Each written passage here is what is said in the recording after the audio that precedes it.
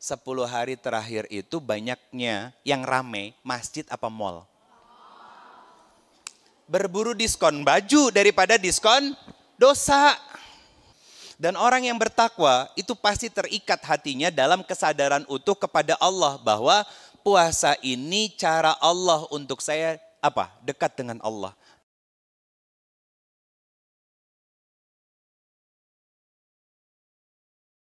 Bismillahirrahmanirrahim. Assalamualaikum warahmatullahi wabarakatuh.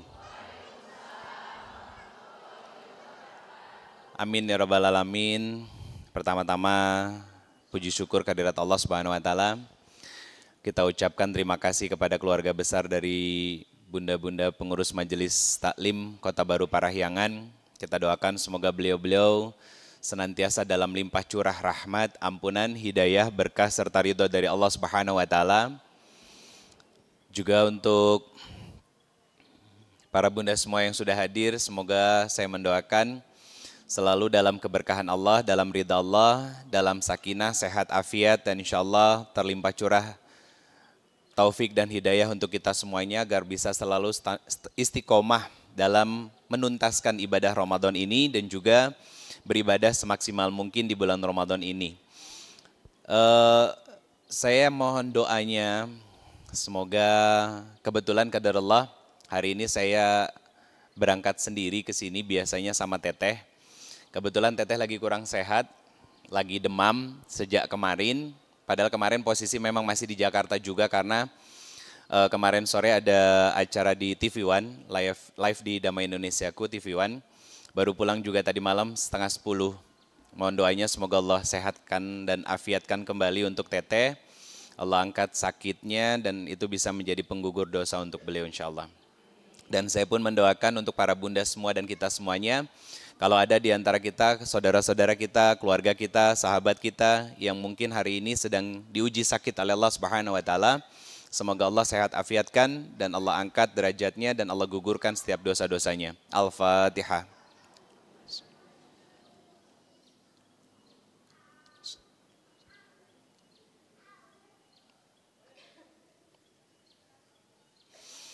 Bismillahirrahmanirrahim. Subhanallah wa bihamdi, subhanallahil azim. A'dada khalqihi, wa ridha nafsihi, wa zinata arsyihi, wa midada kalimatihi. Asyhadu an la ilaha illallah wa asyhadu anna Muhammadar Rasulullah. Allahumma shalli ala Sayyidina Muhammad. Salamu alayka ya Rasulullah sallallahu alaihi wasallam. Wa ala alihi wa ashabihi wa man tabi'ahum bi ihsan ila yaumiddin. Rabbi a'udzubika min hamazati syayatin wa a'udzubika rabbi ayahdurun. Subhanaka la ilma lana illa ma 'allamtana innaka antal alimul hakim. Shadaqallahul azim wa shadaqa Rasulullah sallallahu alaihi wasallam. Alhamdulillah, puji syukur kehadirat Allah Subhanahu wa taala. Pagi hari ini Allah izinkan saya bisa kembali membersamai Teteh dan Bunda semuanya. Bosan enggak sih ketemu sama saya? Saya mah suka takut gitu ya. Suka takut Bunda, Teteh semua.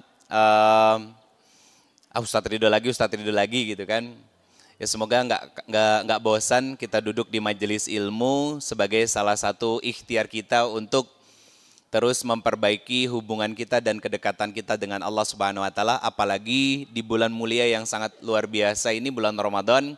Hari ini berarti sudah masuk puasa hari ke-12. Alhamdulillah tahun ini kompak kita ya. Jadi nggak ada yang duluan dan nggak ada yang belakangan dan semoga nanti insya Allah lebarannya juga bisa bareng juga. Jadi biar sama-sama bisa menikmati Ramadan dan juga Idul Fitri dengan penuhnya jiwa kita dalam maaf dan kelapangan terhadap saudara-saudara kita. Bunda semua yang dirahmati Allah Subhanahu wa taala, ini kajiannya spesial di bulan Ramadan. Temanya jika ini Ramadan terakhirnya kita. Karena kenapa tema ini yang dipilih? Sebetulnya sederhana. Karena nggak ada yang bisa menjamin tahun depan kita masih hidup, betul? Itu dulu. Artinya gini, kalau kita belajar dari orang-orang soleh dulu, mereka ketika mau bertemu bulan Ramadan itu bukan memikirkan puasanya. Yang dipikirkan adalah bulan Ramadan adalah bulan ampunan dari Allah Subhanahu wa taala. Akhirnya apa yang dilakukan sama mereka? Satu, mempersiapkan fisik, kedua mempersiapkan ilmu, yang ketiga mempersiapkan hati. Kenapa hati juga menjadi hal yang penting untuk kita persiapkan saat masuk ke bulan Ramadan? Karena banyak dari kita yang masuk ke dalam bulan Ramadan ketika puasa tapi masih suka melakukan kemaksiatan. Sudah 11 hari kita puasa. Coba ngacung. Sok, ngacung, angkat tangannya. Siapa yang puasa 11 hari gak ngomongin orang? Sok, ngacung. Serius loh. Ini pertanyaan yang sama pernah saya tanyakan sebelumnya. Puasa tahun lalu. Ya, kayaknya kejauhan. Banyak yang ngomong apa? Lupa Ustadz. Gitu, ya. Nah sekarang 11 hari ini ke belakang. Sok, ngacung. Sama saya kasih hadiah. Tapi memang jujur, kalau enggak, apa yang saya kasih hadiah itu enggak akan diridhoi Allah Subhanahu wa taala. Sok ngacung, siapa yang 11 hari puasa, ketika puasa enggak ngomongin orang sama sekali?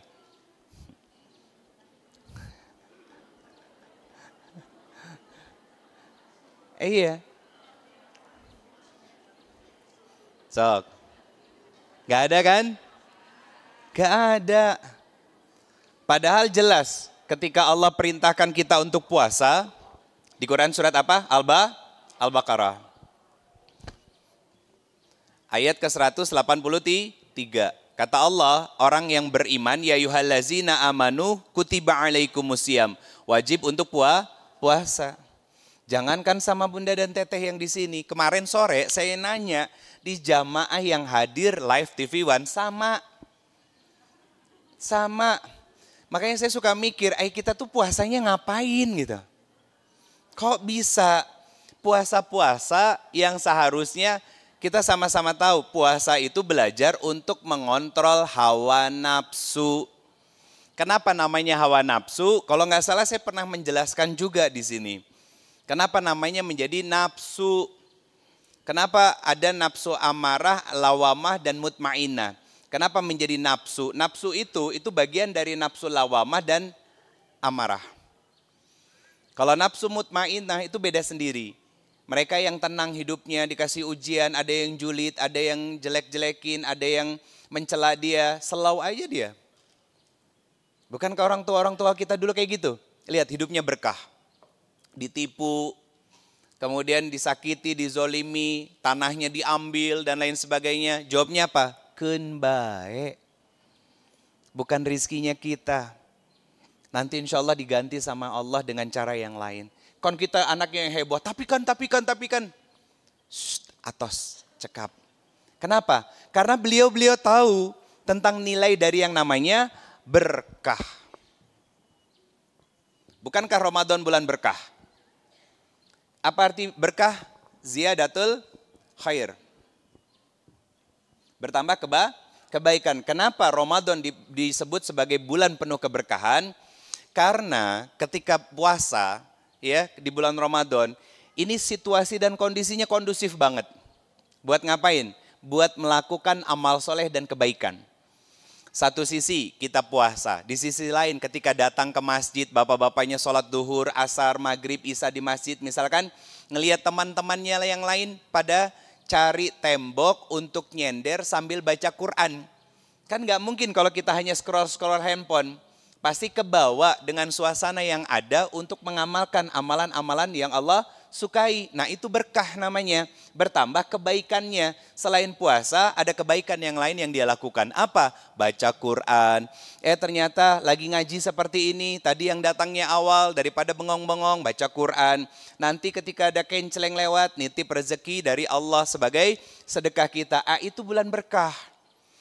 Harusnya bulan berkah di 30 hari kita dalam Ramadan itu terbawa di bulan-bulan yang lain di luar Ramadan. Harusnya begitu. Kalau kita saat puasa tumbuh imannya. Kenapa Ramadan istimewa? Karena yang membalas puasa itu pahalanya adalah Allah langsung. Makanya Ramadan itu dikatakan istimewa karena butuh kejujuran kita. Kan gak ada yang tahu. Hari ini kita semuanya terlihat puasa. Atau bisa jadi kayak ada yang mungkin lagi di luar ya, duduk di teras, mungkin karena lagi haid gitu kan, itu baru kelihatan. Tapi kalau di dalam seperti ini semuanya, mau laki-laki perempuan, kan kelihatannya kita sedang puasa. Kenapa karena kita sedang ngaji, tapi sampai di rumah kan kita nggak tahu. Mungkin puasanya nggak batal. Tapi ketika membicarakan keburukan orang lain, marah-marah nggak jelas sama anak, ya, kemudian sebel kesel sama suami dan lain sebagainya, puasanya nggak batal, tapi pahalanya berkurang. Karena dalam puasa itu gini, ada puasa jasad, ada puasa ruh. Kalau jasad yang membatalkan apa? Makan, minum, berhubungan badan di siang hari dan lain sebagainya. Tapi kalau bicara ruh berarti bicara pahala. Bisa berkurang? Bisa. Makanya saya katakan teman-teman semuanya, jangan sampai Allah perintahkan kita dengan kalimat iman loh. Berarti yang melakukan puasa adalah orang yang beriman. Pertanyaan saya, apakah setiap orang yang berpuasa akan menjadi orang yang bertakwa? Belum tentu. Padahal tujuan dari puasa adalah menjadi hamba yang takwa. Apa ciri takwa? Takwa adalah hidupnya berhati-hati dalam menjalani semua aspek kehidupan. Dia sangat berhati-hati. Hati-hati dalam apa? Sikap, ucapan, perilakunya dia. Dalam hal apa? Dalam hal interaksi kepada Allah dan kepada sesama. Hablum minallah dan hablum minannas. Makanya teman-teman, begini. Kalau kita bagus dengan Allah, maka akan baik dengan manusia. Itu rumusnya. Semakin dekat dengan Allah, maka akan semakin baik dengan manusia. Tapi kalau ada orang yang bermasalah dalam interaksi sosial, itu menjadi indikator bahwa dia bermasalah hubungannya dengan Allah. Ustadz, tapi dia kelihatannya solehah kok. Makanya banyak begini teman-teman. Di komentar-komentar yang saya amati ya, di media sosial saya ketika saya posting video, Ustadz ada kok orang yang hafal Quran, orang yang dia ustadz lulusan pesantren, atau bahkan seorang istri mengatakan, apa? Ustadz, suami saya lulusan pesantren tapi kenapa? Begini, begitu. Teman-teman semuanya, itu kan indikator dari Allah bahwa setiap manusia punya peluang melakukan kesalahan dan dosa. Termasuk kita. Ya. Saya dapat cerita begini. Saya dapat cerita tentang seorang akhwat. Cerita dia apa? Kata dia nanya sama saya. Dia bertanya, Ustadz, saya mau bertanya boleh? Boleh, saya bilang itu kan. Silakan bertanya tapi bukan curhat, kata saya gitu. Terus kata dia, apa kata dia? Ustadz, apa yang harus saya lakukan kalau suami saya berselingkuh? Pertanyaannya apa? Apa yang harus saya lakukan ketika suami saya berselingkuh? Dia bilang, suami saya sudah minta maaf dan menyesal Ustadz. Mengakui semua kesalahannya. Tapi kenapa saya merasa berat sekali menerima perbuatannya Ustadz? Bertahan sakit, meninggalkan juga sakit. Oh udah kayak lagu ya, bertahan sakit, meninggalkan sulit. Kayaknya salah dia ketiknya ini. Berarti dia nggak suka ngedengerin lagu kayaknya. Itu lagu Armada ya kalau nggak salah ya. Harus tahu kenapa vokalisnya Bang Rizal saya kenal sama beliau. Beliau kan anak musyawarah juga, artis hijrah ya. Saya jawab apa? Waalaikumsalam warahmatullahi wabarakatuh. Pertama, jelas itu ujian dari Allah buat rumah tangga mbak dan suami. Kenapa saya bilang begini? Biar bisa introspeksi diri. Rumah tangga itu tarik menarik, suami melakukan kesalahan jangan langsung caci maki dan menyalahkan sepenuhnya. Duduk dulu dalam kondisi tenang untuk introspeksi diri. Masalahnya perempuan susah mikir. Betul. Langsung tenggelam pada perasaannya. Di bulan yang lalu kan saya jelaskan kenapa ada perempuan yang tenggelam dalam perasaannya. Karena dia melakukan amalan-amalan solehnya itu hanya sebatas melepas kewajiban. Syarat sebuah amal diterima menjadi amal soleh kan dua. Satu, niat benar. Yang kedua, caranya benar.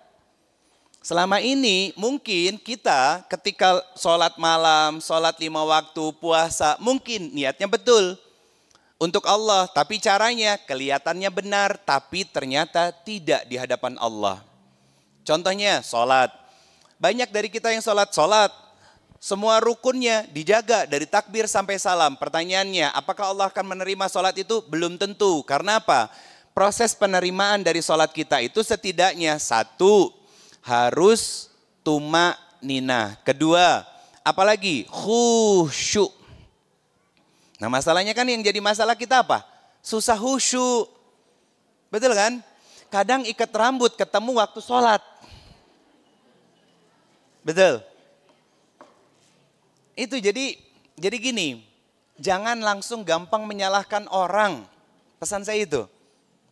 Jangan gampang langsung menyalahkan orang. Kenapa? Karena kita juga banyak salah. Nah, bukankah puasa ini akan melahirkan ketakwaan? Tahu nggak ciri orang yang bertakwa gimana? Quran surat ketiga ayat 133. Apa kata Allah? Wasari'u ila magfiratim mir rabbikum. Kata Allah, orang yang paling dicintai Allah, orang yang mendapatkan gelar takwa dari Allah, pertama cirinya salah satunya adalah senang mengevaluasi diri, senang bertaubat kepada Allah, senang mengintrospeksi dirinya. Kata Allah di ayat 133 surat Ali Imran ini, maka dia akan diberikan surga yang luasnya langit dan bumi, karena dia termasuk dari hamba-hambaku yang bertakwa. Jadi jangan gampang menjustifikasi orang, jangan judging sama orang. Kalaupun melihat ada orang yang bermaksiat, Allah masih buka pintu hidayah buat dia selama Allah masih kasih kesempatan dia hidup.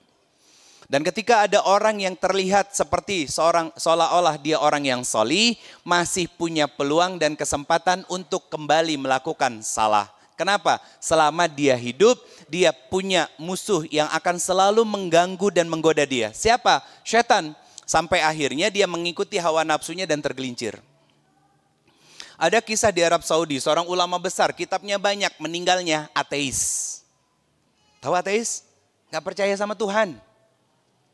Nah ini bulan mulia, itu untuk mengkondisikan hati kita. Daripada sibuk menilai orang, lebih baik sibuk menilai diri sendiri. Masalahnya hese. Betul nggak? Susah. Nah, yang bisa melakukan itu adalah iman di dalam diri kita. Apa iman itu? Iman itu artinya sadar. Sadar. Sadar kenapa? Satu, sadar Allah melihat dan menatap menyaksikan kita. Yang kedua, sadar bahwa semua aktivitas kita akan dinilai oleh Allah. Yang ketiga, sadar bahwa orang-orang yang berinteraksi dengan kita, tidak semuanya menyenangkan. Pasti akan ada momen mereka jadi orang pika sebelen. Iya kan? Nah itu jadi pelajaran buat kita. Kenapa? Kita diperlakukan seperti itu sama orang lain gak menyenangkan. Sakit hati kita, terluka. Maka Allah ngajarin kita untuk tidak melakukan hal yang serupa dan sama kepada orang lain. Itu iman. Kita sadar. Jadi nggak ngerasa bahwa diri kita paling baik, paling benar, enggak. Orang yang bertakwa itu justru malah lebih senang ya melihat ke dalam dirinya. Ya Allah, mungkin saya punya salah. Ya Allah, mungkin ada dosa sehingga saya harus dihukum seperti ini. Itu proses introspeksi diri. Akhirnya apa? Hatinya tenang banget. Hatinya tentram banget. Itu yang terus juga saya sama istri pelajari, Bunda. Istri saya yang WhatsApp, ayah, tolong doain kakak lagi agak futur ngafal Qur'annya. Lagi agak malas. Apa jawab saya? Soleha, sayang, maafin ayah. Di mana posisi saya waktu itu? Lagi umroh bulan September akhir. Istri saya jawab apa? Kok ayah yang minta maaf? Kan ayah nggak salah. Dan itu posisi saya baru selesai menunaikan ibadah umroh sama jamaah. Tawafnya, baru selesai tawaf. Ya, selesai doa, muhasabah diri, ya kan. Jamaah saya suruh minum air zam-zam, saya buka WhatsApp. Saya buka WhatsApp dan istri saya WhatsApp seperti itu. Saya langsung bilang, maafin ayah Solihah. Kok ayah yang minta maaf? Ayah kan nggak salah. Apa jawab saya? Solihah, takutnya ayah berbuat dosa di luar rumah sehingga dampaknya Allah masukkan ke dalam rumah. Kenapa? Maaf ya, Bunda. Ngingetin suami masih kedul, keras kepala, susah. Coba deh cek, selama ini ibadahnya untuk siapa? Ibadahnya karena kita butuh Allah atau kita ibadah karena pengen merubah suami? Beda. Kalau butuh Allah, ya, maka nggak akan ada pikiran terlintas dalam hati kita harus suami berubah, enggak. Karena masalah suami berubah jadi lebih baik, ya. Orang bisa bersikap kita dengan baik, ya. Kemudian anak-anak dinasehatinnya gampang. Kemudian orang tua dekat sama kita, itu proses panjang. Proses panjang. Saya ngejalanin proses dakwah 9 tahun itu enggak mudah. Enggak mudah. Hujan kehujanan, lagi hujan pakai motor gitu ya. Saya nangis dalam helm saya. Saya berdoa apa? Ya Allah, ini jihad saya. Dulu saya banyak dosa, saya banyak salah. Bahkan dulu waktu saya bekerja nggak pernah kepikiran jadi tamu Allah. Begitu dakwah, Allah yang ngundang. Allah yang minta saya datang ke sana. Awalnya datang sendiri, ada yang ngajak, travel. Nggak usah jadi pembimbing Ustadz. Nggak usah jadi TL, Ustadz berangkat aja yuk bareng sama kita. Diajak sama Allah.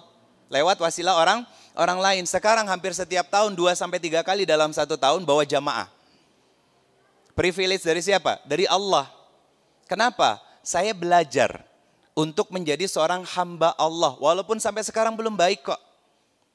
Pertanyaan saya, apakah ketika Allah mencintai seseorang dan lantas orang itu diberikan dunia sama Allah? Belum tentu. Belum tentu. Bisa jadi dunia yang diberikan kepada seseorang itu bukan bentuk cintanya Allah. Tapi bentuk istidraj dari Allah. Apalagi kalau cara mendapatkan dunianya salah. Kan kasus yang lagi viral kemarin, coba lihat. Adalah mereka-mereka yang gaji setiap bulannya sudah MM-an loh. Iya. Tapi digelapkan hatinya oleh Allah Subhanahu wa taala. Kenapa? Allah tidak butuh kebaikan-kebaikan dari mereka. Makanya teman-teman semuanya, bulan Ramadan ini istimewa. Dikatakan menjadi bulan berkah karena apa? Harusnya melahirkan banyak kebaikan-kebaikan dalam diri kita. Dari pagi sampai mau tidur malam harusnya isinya amal soleh dan kebaikan. Bukan malah amal salah. Saya ingin mewanti-wanti, ya rahmatullah. Saya ingin mewanti-wanti Quran surat ke-18. Al-Kahfi ayat 103 sampai 105. Tentang apa? Tentang nasihat dari Allah, warning dari Allah bahwa nanti akan ada dari hamba-hambanya Allah yaitu kita. Mereka berbuat, mereka beramal, ya. Kemudian mereka melakukan kebaikan-kebaikan, tapi hangus semuanya apa yang dia lakukan. Hangus. Jadi Allah mengatakan begini, seolah-olah kita tuh sudah berbuat amal dengan amalan terbaik, ya. Merasa apa yang kita lakukan inilah ikhtiar terbaik kita, tapi faktanya apa? Allah tidak menerima sama sekali. Kenapa? Bisa jadi mungkin niatnya salah. Atau bisa jadi caranya salah. Kenapa caranya salah? Tentang cara Allah mengatakan di Quran surat ketiga ayat 31. Apa kata Allah? Kul in kuntum tuhibbunallah fattabi'uni. Kalau ngaku cinta kepada Allah, maka ikuti Nabi SAW. Berarti Allah perintahkan kepada kita untuk beramal dengan amalan-amalan yang juga pernah dilakukan oleh Nabi SAW. Maka termasuk begini, bukan hanya sekedar amalan yang sifatnya amalan ritual. Contoh sholat, puasa, ya, umroh, haji, bukan hanya itu. Berkaitan juga dengan kisah hidup kita. Ketika diuji sama Allah, yang dipikirkan sama kita adalah apa? Tentang cara yang baik. Oh, dulu ketika Rasulullah sama istri-istrinya sedang ada masalah, kira-kira gimana ya cara menyelesaikannya? Gitu. Apakah Nabi dan istrinya selalu pakai emosi? Enggak. Nabi pernah mendiamkan para istrinya? Pernah. Nabi menasehati istrinya? Nasehati. Istrinya ngambek sama Nabi? Pernah. Tapi begitu dinasehati oleh suami tercintanya, sami'na wa atokna. Bahkan ada satu momen ketika Nabi SAW itu dibuat marah sama istri-istrinya. Sampai satu ketika Nabi itu marah besar kepada istri-istrinya. Sampai 29 hari nggak negur sapa. Siapa? Semua istrinya. Kenapa? Karena ada kalimat yang keluar dari istri-istri Nabi tentang apa? Ya Rasulullah, Raja Kisrah, tahu Kisrah? Persia. Mereka punya anak-anak yang pakaiannya bagus-bagus, tempat tidurnya nyaman, tinggal di istana-istana mewah. Nabi marah tentang hal itu. Apa kata Nabi? Kalau kalian lebih memilih dunia, maka aku akan ceraikan kalian dan Allah akan menggantikan dengan wanita yang lain yang lebih baik. Jadi kalau kita sebagai perempuan, ya, ngerasa butuh nafkah, wajar, normal, tapi diukur sesuai dengan kemampuan suami. Jangan sok-sokan untuk ikut-ikutan dari teman-teman, misalkan ibu-ibu macan ternak ababil. Mamah-mamah cantik nganter anak bawa mobil. Nah, gak usah ikut-ikutan. Kalau kita kemana-mana cuman masih bisa pakai mobil online. Sama rasanya, dinginnya sama, nggak kena debu kan, nggak kehujanan kan sama. Baru tahu nama macan ternak ababil? Saya tahu dari istri saya itu. Dia update banget itu. Kemarin waktu Senin juga sama, ngisi di salah satu sekolah swasta di daerah Depok. Itu mostly ibu-ibu yang duduk di majelis itu ada sekitar mungkin kurang lebih 50 orang. Itu macan ternak ababil itu. Mama-mama cantik ngantar anak bawa mobil. Kalau ke tempat-tempat seperti itu, saya wajib bawa istri saya. Iya benar Bunda, wajib bawa istri saya. Kenapa? Bahaya. Dan saya lebih takut sama orang-orang seperti itu beneran. Tapi bukan berarti sama Bunda Teteh nggak takut ya, bukan? Enggak. Oke, saya lanjut. Artinya ngukur diri kita. Jangan akhirnya malah menjadi beban di akhirat, bukan suami di akhirat. Apa? Contoh, kenapa ada suami yang korupsi? Rongrongan dari istri, banyak.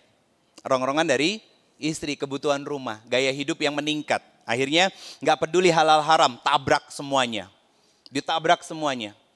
Nah itu yang harus kita jaga. Untuk apa? Mengontrol yang namanya nafsu. Dan bulan Ramadan kan kita lagi disekolahin sama Allah. Nah nanti rapotnya bukan di Idul Fitri. Idul Fitri itu hanya seremonial. Karena banyak dari kita yang nggak paham tentang esensinya. Betul nggak? Coba apa Idul Fitri? Lebaran Ustadz makan ketupat, maaf-maafan selesai. Kan itu seremonial kan? Baju baru. Coba saya mau tanya. Kan Allah sudah membagi Ramadan itu dengan 3 bagian. 1, 10 hari pertama yang sudah kita lewati, yaitu 10 hari Allah akan berikan rahmah, cinta. Yang kedua apa? Magfirah, ampunan. Yang ketiga, terbebasnya dari siksa nerakanya Allah Subhanahu wa Ta'ala. Pertanyaan saya, 10 hari terakhir itu banyaknya yang rame masjid apa mall? Berburu diskon baju daripada diskon dosa. Betul nggak? Makanya Bunda, jadwal saya dari tanggal 24 ke atas itu kosong, nggak ada sama sekali. Kenapa? Karena dari awal tahun saya udah minta sama Allah, ya Allah tolong Ramadan ini saya minta di 10 hari terakhir itu nggak ada jadwal sama sekali. Terakhir itu tanggal 22, 23 sampai Idul Fitri itu kosong. Bolak-balik saya coba ya, saya coba ngetes lewat admin saya untuk apa? Ngasih ke beberapa korporasi. Enggak diterima. Allah enggak ridho berarti udah. Selesai. Kenapa? Saya cuman berpikir, kita dikasih 12 bulan sama Allah untuk beraktivitas urusan dunia, masa enggak mau menyediakan waktu hanya 10 hari untuk Allah? Kalau urusan baju, kenapa enggak dipersiapkan dari sebelumnya? Toh baju di lemari juga lebih banyak dan masih bagus-bagus, betul? Terus ngapain nambah lagi? Yang di lemari aja enggak dikeluar-luarin, betul enggak? Sampai akhirnya nyusut. Coba dicoba lagi, nyusut kan bajunya? Banyak yang gak muat kan? Itu nyusut. Karena kelamaan di dalam lemari. Iya, benar nyusut bajunya? Benar. Ya kalau saya bilang bundanya yang berubah jadi lebih cabi gitu, nanti takutnya tersinggung. Ya, bajunya nyusut, dikeluarin bunda. Dikeluarin, untuk apa? Untuk amal soleh kita. Karena apa? Bisa jadi baju-baju yang kita sedekahkan itu adalah pakaian yang akan melindungi kita dari siksa nerakanya Allah Subhanahu wa taala nanti. Apalagi bulan Ramadan ini istimewa. Baju di lemari saya di beberapa majelis taklim kemarin terakhir di Cimahi, saya janjikan untuk saya keluarin, untuk saya titipin. Rencananya sore ini mau saya gosenin dari Cilenyi ke Cimahi. Kenapa? Kalau dikirim pakai paket kelamaan, biar sempat sampai. Ya mungkin nggak banyak, tapi saya pengen ikutan bazarnya. Kenapa? Siapa tahu ini manfaat, apalagi baju yang selalu saya pakai untuk dakwah, bukan kaos, bukan. Baju yang selalu saya pakai untuk dakwah. Dan insya Allah bukan baju yang saya gunakan untuk maksiat. Jadi semoga itu menjadi keberkahan. Kenapa? Beliau-beliau juga cerita ketika saya bilang saya mau ikutan bazarnya bunda, boleh? Boleh Ustadz, malah senang. Kenapa? Hampir nggak ada baju laki-laki. Lah saya bilang kenapa bapak-bapaknya nggak mau pada ngumpulin? Gitu. Iya kan? Kan bisa bapak-bapaknya ngumpulin gitu. Sok dipaksa aja. Dipaksa untuk ngeluarin. Saya lanjut ya. Nih, Allah ngasih keistimewaan. Membagi bulan Ramadan pada 3 bagian. 1 sudah kita lewati, etapa pertama. Bulan rahmah, kasih sayang. Minggu atau hari-hari penuh dengan kasih sayang dan cinta dari Allah. Pertanyaannya, ini hikmah ya. Kenapa 10 hari pertama Allah memberikan cinta kepada kita? Jawabannya sederhana. Karena dari hari pertama, sebelum hari pertama, Nabi SAW memberikan kabar kepada kita, di malam-malam Ramadan itu Allah sudah memperhatikan kita. Makanya malam Ramadan pertama itu sholat taraweh. Dan Ramadan terakhir ditutupnya juga dengan taraweh. Ramadan terakhir nggak ditutup sama taraweh, ditutup dengan puasa. Nah, kenapa Allah memperhatikan kita? Karena Allah pengen memberikan kasih sayangnya. Begitu siangnya kita puasa, Allah cinta sama kita. Kenapa? Tadinya kita tumbuh dan hidup di hari-hari di mana setiap harinya kita makan, minum, nyeblak, ya, botram, apalagi asin peda gitu kan, pakai nasi liwet ya kan, di kastrol, masih dimakan tiap hari. Sekarang masuk Ramadan itu ditinggalin sama kita. Allah turunkan kasih sayangnya. Begitu 10 hari kita bisa menjaga ritme Ramadannya dengan sebaik-baiknya amal, maka masuk ke 10 hari yang kedua Allah berikan ampunan. Kenapa? Aku percaya kamu mampu menjaga konsistensi amal solehnya. Ini hikmah namanya. Akhirnya apa? Di etapa kedua, di 10 hari ini kita tetap ngaji Quran, duduk di majelis ilmu, sholat malamnya dijaga, walaupun mungkin 2 rakaat plus 1 witir. Apalagi terusnya, sedekahnya jalan, walaupun gak banyak. Kan di bulan lalu saya udah kasih tahu, sisihin uang 300.000. Ya, 300.000. Untuk apa? Sedekah setiap hari 10.000. Dibagi 5 waktu sholat, setiap habis sholat masukin ke celengan 2.000. Nanti di malam Idul Fitri bayar fitrah plus sedekahnya. Itu keren tuh. Dilakuin gak? Belum. Ngapain aja? Ngapain aja? Kan sudah saya sampaikan amanah ya. Saya tanya, duit 300.000 banyak enggak? Banyak, kan begitu. Kalau dibagi 30 hari jadi sehari 10.000, besar apa kecil? Kecil. Kalau dibagi lagi setiap waktu sedekah 2.000, kecil apa besar? Kecil. Gampang? Gampang. Sok kerjain jadi amanah, saya bilang gitu. Lupa. Ya ampun, saya jadi speechless kan jadinya. Nah ini terus mau dapat ampunan dari Allah gimana caranya coba? Puasa kita aja belum tentu diterima sama Allah. Kan tadi saya tanya, sok ngacung. Kenapa? Saya mau ngasih hadiah, 300.000 deh saya kasih, gak ada yang ngacung kan? Karena gak nyebut ya hadiahnya berapa.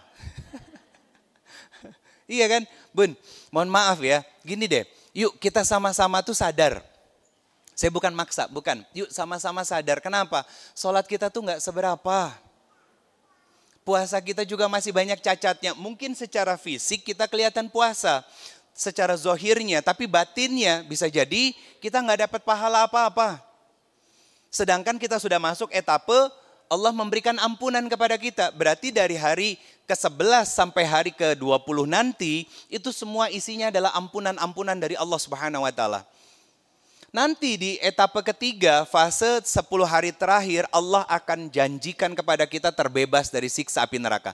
Pertanyaannya, kenapa terbebas dari siksa neraka itu menjadi etapa terakhir?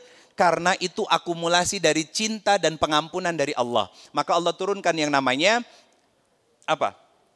Rahmat, sehingga kita dibebaskan dari siksa nerakanya Allah dan dimasukkan ke dalam surganya Allah Subhanahu wa Ta'ala. Kalau sudah terbebas dari siksa api nerakanya Allah, maka nanti masuk surganya lewat pintu yang namanya Babur Rayyan. Pintu bagi orang-orang yang puasa. Itu kalau kita puasanya benar, masuknya sini. Tapi kalau enggak, saya khawatirnya transit, Bunda. Transitnya di mana? Transitnya di mana? Mau masuk surga apa mau masuk neraka? Pengennya masuk surga. Saya tanya sekali lagi, mau masuk surga apa neraka? Yang jawabnya kenceng, saya doain masuk surga. Pengen masuk surga apa masuk neraka? Sekarang saya tanya, kenapa hobinya ngamalin amalan ahli neraka? Kenapa? Nah cicing? Hah? Nah jempling? Benar kan? Ini yang dikatakan sama Sayyidina Ali. Manusia itu aneh, kata Sayyidina Ali. Apa yang bikin manusia itu aneh? Dia berharapnya pengen masuk surganya Allah Subhanahu wa Ta'ala, tapi yang dia dikerjakan adalah amalan-amalan ahli nerakanya Allah Subhanahu wa Ta'ala. Betul kan? Sahaya tak? Abdi. Betul kan? Bunda, kemarin saya bilang, puasa Ramadan itu 1, sholat, 2, puasa, 3, tilawah Qur'an. Nih amalan utamanya, sholat, puasa, tilawah. Tambahannya itu yang puasa sama tilawah. Sholat 5 waktunya tetap dijaga, bahkan di luar Ramadan kita juga sholat. Apa yang saya sampaikan waktu itu? Kalau sholat 5 waktu setiap hari di luar Ramadan belum bisa merubah kita jadi lebih baik lagi, yuk sama-sama minta sama Allah, semoga puasa Ramadan ini bisa merubah kita jadi lebih baik lagi. Minimal lisannya benar. Lisannya benar. Apa? Kata Nabi begini loh Bunda. Nabi mengatakan, aku akan jaminkan surga kepada umatku yang mereka bisa menjaminkan diri mereka terbebas dari keburukan lisan dan kemaluan. Paham maksudnya? Kenapa kemaluan disebut? Kehormatan. Ya, kehormatan. Lisan dijaga, kata Nabi. Maka Nabi akan memastikan kita terbebas dari neraka. Tapi kalau kita tidak bisa menjaga lisan dan kemaluan kita, Allah akan tenggelamkan kita ke dalam neraka yang luasnya langit dan bumi. Sekarang kita nggak bisa kebayang surga neraka. Lah kita kena knalpot yang panas saja udah adu-aduhan, malamnya meriang. Betul kan? Bayangin api neraka itu yang paling dinginnya 50 bahkan sampai 50.000 kali lebih panas dari api paling panas di dunia. Itu api yang paling dingin di neraka. Gak kebayang kan? Bunda kemarin ngelihat kebakaran di Los Angeles. Ya, apinya mengerikan sekali kan? Api itu kan makhluk Allah. Dia terlepas dari apa dan kenapa itu bukan urusan kita ya gitu. Cuman saya ingin menyampaikan pelajarannya apa? Api kalau sudah diperintahkan oleh Allah untuk berkobar, menyala, maka dia akan berkobar dan gak akan pernah mati lagi. Dan itu yang membuat, maaf ya, itu yang membuat Rasulullah SAW pernah pingsan. Kenapa Nabi pingsan? Nabi pingsan itu karena dapat kabar bahwa ada dari umat Rasulullah SAW yang masuk neraka. Nabi loh. Kita nggak pernah ketemu. Kita nggak pernah ngeliat. Kita nggak pernah berjumpa. Kita nggak pernah jadi makmumnya. Nabi pingsan mikirin kita karena Nabi melihat dan mendengar kabar dari malaikat Jibril bahwa ada dari umat Rasulullah SAW yang masuk ke dalam nerakanya Allah. Berarti dia Muslim. Dia Muslim yang hari ini mungkin dia lagi puasa Ramadan. Yang mungkin dia sholat 5 waktu. Itu loh kesedihan Nabi itu sampai segitunya. Pertanyaan saya, kenapa kita nggak sedih sama diri kita sendiri loh? Kenapa kita nggak cinta sama diri kita sendiri gitu? Kenapa kita nggak peduli sama diri kita sendiri gitu? Dan kita nggak sungguh-sungguh untuk beramal soleh. Kita hanya mengerjakan melepas kewajiban. Sholat ya sholat, karena ketika azan, maaf ya, saya bilang nih, ini rata-rata kita di Indonesia, puasa Ramadan itu sadar nggak sadar sebetulnya hanya menjadi sebuah habit karena ikut-ikutan. Oh ya Allah bentar lagi Ramadan ya, puasa. Puasa. Kan ikut-ikutan itu. Tapi kalau kita punya kesadaran iman, maka puasanya nggak akan ikut-ikutan.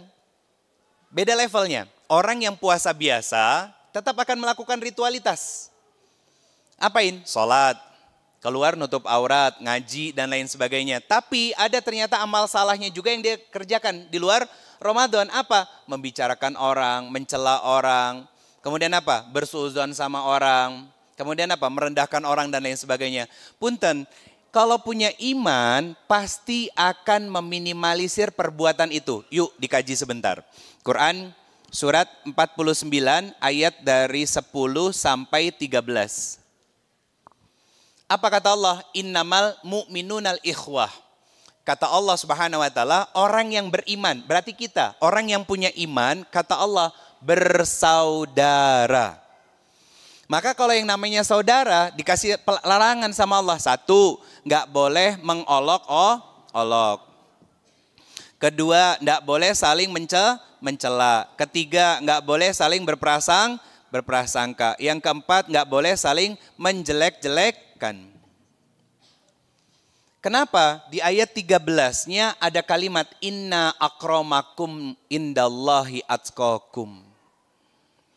Bahwa orang yang paling mulia di antara kalian adalah orang yang mau bertakwa kepada Allah. Berarti di antara ciri yang lain orang yang bertakwa adalah tidak senang mengolok-olok orang, tidak senang membicarakan keburukan orang lain, tidak senang mencari-cari kesalahan orang lain, tidak senang berprasangka buruk kepada orang lain. Kenapa? Karena dia sadar siapapun orang Islam yang ada di depannya, dia adalah saudara saya. Itu loh.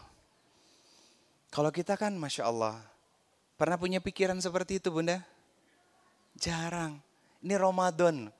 Ayo kita perbaiki diri kita. Jangan sampai kita cuma sekedar ikut-ikutan.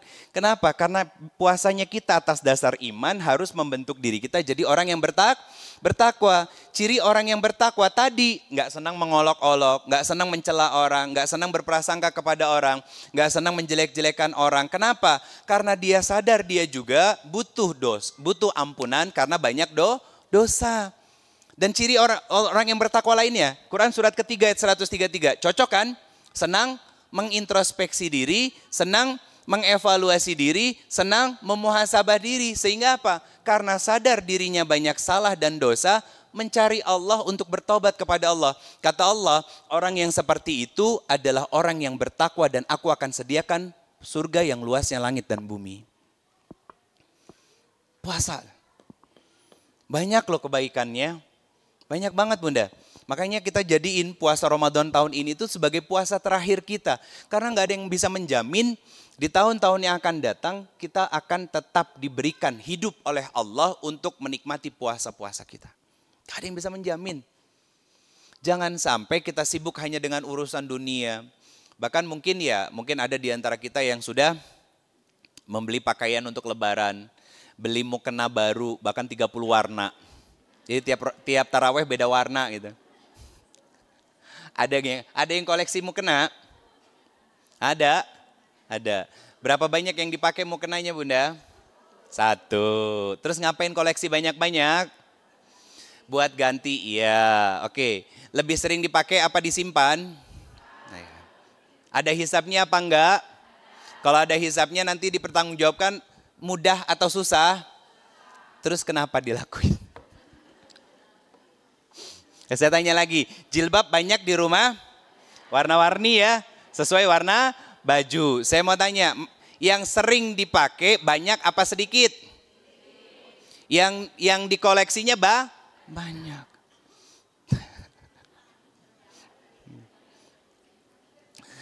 Saya tahu kok, kenapa perempuan itu senang barang-barang unik seperti itu. Kenapa? Karena memang sisi marahnya seorang perempuan. Jadi ngelihat sesuatu itu dilihat pakai mata, dirasain pakai perasaan. Bahasanya bukan bagus, tapi lucu. Ya, lucu. Itu perempuan banget itu yang begitu. Padahal barangnya bagus tapi dibilang lucu. Lucu itu saya ngelihatnya itu kalau lucu itu kesannya menggemaskan Bunda, pengen nyubit, itu lucu.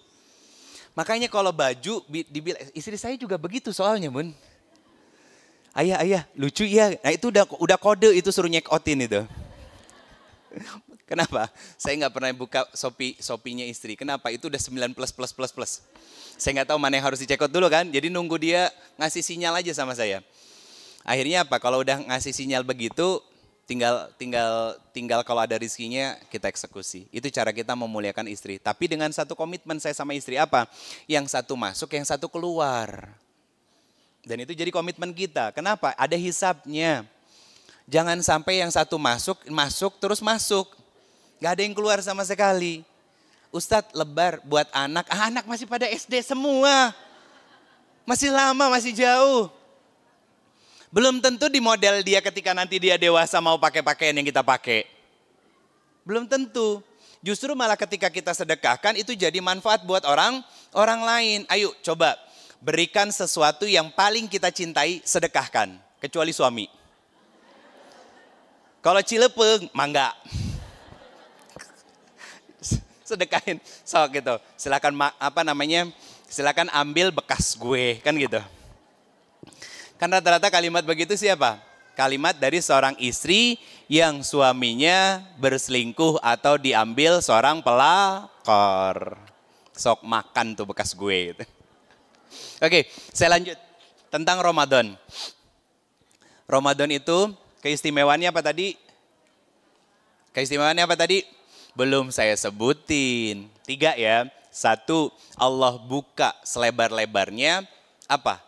Pintu surga. Yang kedua, Allah tutup serapat-rapatnya pintu neraka. Yang ketiga, ini gak kalah penting. Tentang apa? Allah belenggu dan ikat setan-setan yang berkeliaran.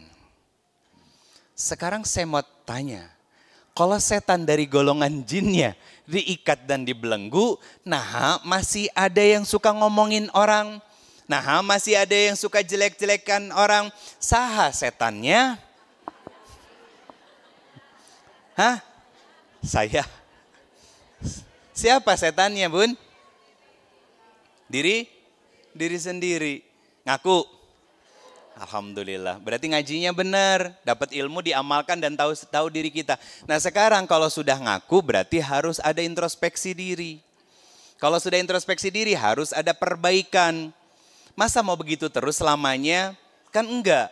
Karena enggak ada yang bisa menjamin loh. Waktu itu kita hitung kan, berapa ribu hari kita puasa. Dan berapa juta rokaat kita sholat. Kira-kira berapa persen yang diterima sama Allah? Kan gak ada yang tahu. Ada yang ngomong 0, sekian Ustadz, itu kebangetan banget itu. Parah banget berarti hidup kita. Karena gini, istimewanya Ramadan itu karena Allah langsung yang memberikan apa? Balasannya. Balasannya tidak terhitung, tidak terhingga. Kalau sholat, kemudian apa? Nutup aurat, sedekah, ada bilangan dan angkanya. Tapi puasa itu kejujuran kita dengan Allah. Maka Allah yang langsung memberikan balasannya secara khusus kepada kita. Yang kenapa hari ini saya mengingatkan untuk diri saya dan kita semuanya bersungguh-sungguh puasa Ramadan. Karena saya takutnya, apa yang saya takuti? Ternyata amalan kita yang lain tidak diterima. Justru Ramadan kita di tahun inilah yang Allah terima dan bisa menyelamatkan kita ke dalam surganya Allah Subhanahu wa taala.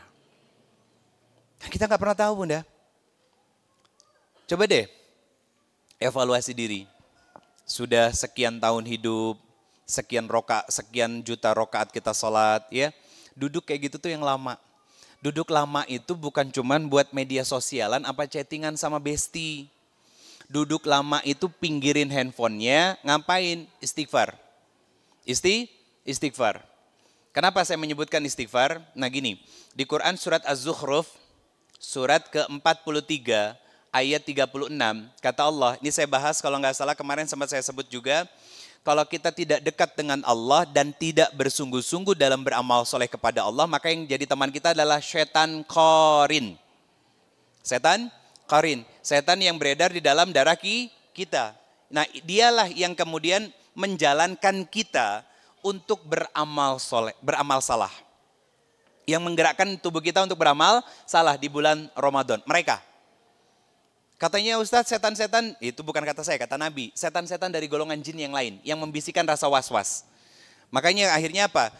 Setan dan jin itu dibelenggu oleh Allah Subhanahu wa taala, yang tinggal adalah setan yang di dalam diri kita. Siapa? Qarin namanya. Yang sejak lahir sampai kita diwafatkan oleh Allah akan selalu menemani kita. Ya. Nah, kenapa pentingnya istighfar? Karena istighfar itu bagian dari zikrur rahman. Zikirnya kita kepada Allah. Itu bagian dari zikirnya kita kepada Allah. Bayangin, apa esensi dari zikir? 2, ingat dan sebut. Jadi bukan cuma sebut doang, astagfirullah, alhamdulillah, bukan. Tapi mengingat Allah di dalam hati. Gini caranya. Ketika mau istighfar, bayangin dulu apa? Tentang dosa kita yang banyak. Ketika kita sadar dosa kita banyak, langsung ucapin apa? Astagfirullahalazim. Astagfirullahalazim. Itu enak, Bunda. Ketika sadar betapa banyaknya nikmat yang Allah berikan dalam kehidupan kita, akhirnya muncul zikirnya apa? Alhamdulillahirabbil alamin. Ketika diberikan musibah oleh Allah, mengatakan apa? Inna lillahi wa inna ilaihi rajiun. Itu pembiasaan, itu pola dari Allah. Kenapa? Karena Allah pengen mengkondisikan hati kita untuk tetap tenang. Akhirnya apa? Kita senang untuk melakukan dampak positif dari zikirnya kita. Apa? Beramal soleh. Contoh, saya sudah pernah nyampein gini. Kenapa kita harus banyak mengingat banyak nikmat yang Allah berikan kepada kita agar bisa bersyukur. Apa arti syukur? Merubah semua nikmat menjadi amal soleh. Ya, menjadi sebuah amal soleh. Akhirnya apa? Melihat suami yang dilihatnya baiknya. Melihat anak yang dilihat baiknya. Melihat orang lain yang dilihat juga baiknya. Melihat orang tua yang sudah semakin sepuh, yang dilihat adalah hal yang baik. Semua tentang kebaikannya. Sehingga apa? Ketika suaminya lagi menjadi ujian buat dia, bagaimana sikap dia? Terima kasih ya Allah, ini wasilahnya mengajarkan saya untuk belajar tentang sabar. Saya tahu nggak gampang. Tapi butuh iman. Iman itu kan sadar. Kita bisa bersyukur kalau kita sadar. Sadar apa? Tentang banyaknya nikmat yang Allah berikan. Dan orang yang bertakwa itu pasti terikat hatinya dalam kesadaran utuh kepada Allah. Bahwa puasa ini cara Allah untuk saya apa? Dekat dengan Allah. Cara Allah untuk apa? Menggugurkan dosa-dosa saya. Cara Allah untuk saya apa? Lebih dekat dalam beramal soleh kepada Allah dan bersungguh-sungguh dalam mendekatkan diri kita kepada Allah. Ini metode, Bunda. Dan datangnya setahun sekali. Kenapa? Dengan harapan 1 bulan ini bisa merubah kita untuk tetap bersikap baik dan bertakwa kepada Allah di 11 bulan kemudian. Kenapa? Ya Alhamdulillah. Kenapa hal itu yang saya sampaikan? 11 bulan kita hidup di luar Ramadan. Dengan semua dosanya, dengan semua kemaksiatannya, dengan semua perilaku salah yang kita lakukan, itu sudah cukup. Masuk ke Ramadan, Allah turunkan kasih sayangnya, sungguh-sungguh puasa, bertobat kepada Allah yang banyak, nanti hasil dari 1 bulan ini, itu akan terlihat di 11 bulan kemudian. 11 bulan yang lalu Bunda, itu menentukan dan menggambarkan kualitas puasa Bunda dulu. Menentukan kualitas puasa Bunda dulu. Masih suka bermaksiat, masih suka melakukan hal yang salah, berarti itu gambaran saat puasa pun melakukan hal yang sama. Itu yang saya katakan selama ini kita puasa hanya sekedar ikut-ikutan. Tidak menghayati, tidak bersungguh-sungguh, tidak menghadirkan hati, tidak muncul apa? Kesadarannya. Akhirnya nggak ngerubah apapun. Jadi gini, Bunda punya anak ya? Bunda punya anak kan? Punya. Anak Bunda, sekolah dia, sekolah. Saya ambil yang level remaja, SMP, SMA, kuliah. Oh Masya Allah, dia selalu berangkat kuliah, dia selalu berangkat sekolah. Dia berangkat dari rumah, ya kan? Kemudian dikasih uang jajan, mungkin mingguan bisa bulanan. Kemudian ketika sudah masuk kuliah dikasih kendaraan. Nah tiba-tiba ketika dia lulus ternyata tidak memberikan rapot apapun kepada kita sebagai orang tuanya. Ketika dia lulus kuliah, mungkin anak yang sudah kuliah, dia tidak memberikan ijazah apapun dari kita. Pertanyaan saya, kecewa nggak jadi orang tua? Gimana dengan Allah? Pernah kepikiran ke situ nggak? Pernah kepikiran ke situ nggak? Allah sudah kasih hidup, Allah kasih nyawa kita, Allah kasih rizki kita, Allah kasih pendamping hidup, Allah kasih anak buat kita, Allah izinkan kita setiap hari bisa makan. Gak peduli itu berasnya datang dari mana. Walaupun katanya beras Cianjur tapi gak tahu siapa petaninya, kapan panennya, bagaimana cara memanennya, siapa yang mengairinya, bibitnya beli di mana, pakai pupuk apa, kita gak peduli. Yang kita peduliin sudah berbentuk nasi, kita makan. Betul? Kalau saya suka mikir begitu Bun. Kurang kerjaan kan? Tapi nambah syukur saya sama Allah.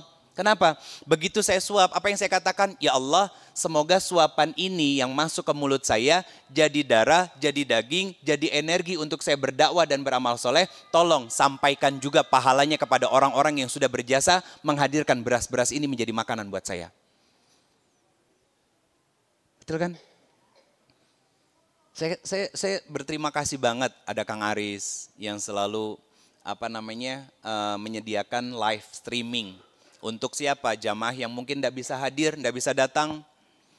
Masya Allah pahalanya beliau luar biasa. Kebanyakan orang ketika banyak ustadz yang duduk di sini gitu ya, Ustadz boleh foto nggak? Ustadz boleh foto nggak? Selesainya beliau belum pernah minta ke saya untuk foto, belum pernah, karena beliau tahu nanti di hadapan Allah tuh bukan ditanyanya mana foto kamu sama ustadz. Tapi apa ilmu yang sudah kamu dapat dan kemana kamu mengamalkan? Eta. Kalau kita foto sama ustadz terus naikin di media sosial kan? Punten, saya tahu tujuannya bukan untuk pamer, tapi jadi ria. Ketika dipuji, Masya Allah teteh bisa ketemu ustadz fulan, ustazah fulan dan lain sebagainya. Tadinya niatnya lillahi ta'ala, geser jadi, besok lagi dah foto. Kenapa? Merasa hatinya senang ada yang muji. Coba aja lihat ketika update story, foto bareng sama seseorang, mungkin nggak kalau nggak ngeliatin siapa aja yang nggak ngeliat, siapa aja yang viewersnya, nggak mungkin, pasti dibuka siapa aja yang ngeliat, betul? Giliran viewersnya banyak, Masya Allah seueur geningan gitu. Hati-hati loh, niat itu paling gampang untuk berubah. Di bulan Ramadan ini kesadaran itu harus ada. Saya ini karena bulan Ramadan gak ada minum, gak ada cemilan di dalam juga. Itu cara saya Bunda. Ini baju yang punya pengusaha muslim, orang Jakarta. Tinggalnya di daerah Jakarta Selatan, Tebet. Tebet itu Jakarta Timur apa Selatan ya, saya lupa. Selatan. Tinggal di daerah Tebet, Jakarta Selatan itu. Saya belum pernah ketemu sama orangnya. Saya cuma mengikrarkan ya Allah setiap kebaikan yang saya lakukan, ini peci. Ini peci legendarisnya orang Bandung, Haji itu tahu. Saya berharap ini jadi pahala-pahala jariah untuk beliau, Allahu yarham dan keluarganya. Pernah nggak kepikiran begitu? Jadi bukan cuma untuk gaya. Bukan cuma untuk gaya. Kemudian apa lagi? Ini Dompet, istri saya yang beliin. Saya berharap apa? Saya pakai untuk dakwah, pahalanya untuk istri saya. Walaupun saya juga kebagian, kenapa? Cicisnya dari saya. Tapi setidaknya itu loh yang namanya amal soleh. Amal soleh yang kecil sederhana, mungkin kita nggak pernah menganggap dan melihatnya. Ternyata itu punya dampak besar di akhirat nanti, itu luar biasa. Kita makan ayam goreng, ribut masalah ayam broiler atau enggak. Ribut juga harus ya, kalau yang ini harus. Apa? Disembelihnya baca bismillah atau enggak. Nah, saya sama Teteh itu memikirkan sampai ke situ. Makanya beli ayam potong itu nggak di sembarangan tempat. Beli daging itu juga nggak di sembarangan tempat. Kenapa? Loh, jagalnya harus orang baik, orang soleh. Yang ketika memotongnya harus mengucapkan kalimat Allah. Yang memotong ayamnya juga harus melakukan hal yang serupa.